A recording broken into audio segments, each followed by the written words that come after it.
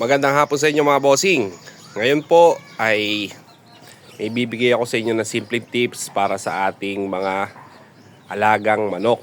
Ngayon po ay marami pong nagkakasipon na ating alaga. Minsan tumatamlay tapos hindi raw po tumutuka or walang ganang kumain ang ating mga alaga. Ngayon po ay ano ba yung sekreto natin bukod sa maayos na patuka, bukod sa binibigyan natin sila ng gamot at mga multivitamin sa ating mga alaga.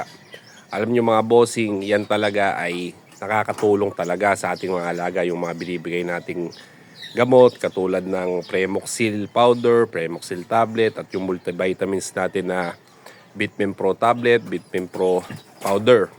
Pero ito po ay isang magandang halimbawa po para po maiwasan natin ang pagkakasakit ng ating mga alaga.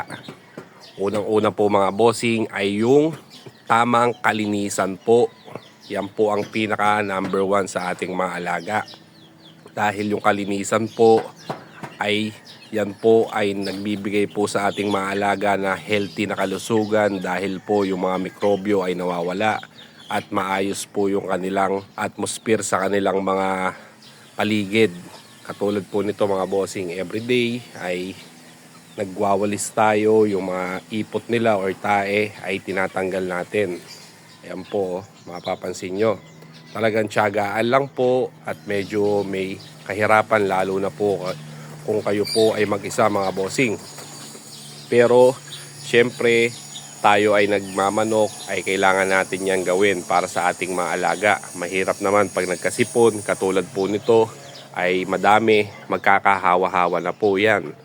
Kaya ang simple tips din po, yung kalinisan po natin dyan. At syempre, ang pinakamaganda dyan ay magdi-disinfect po tayo kahit once a week lang mga bossing. Napaka-importante po mag-disinfect.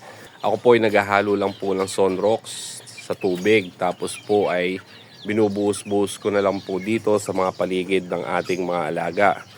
Kahit din dito po sa ating cording ay ginagawa ko yan mga bossing.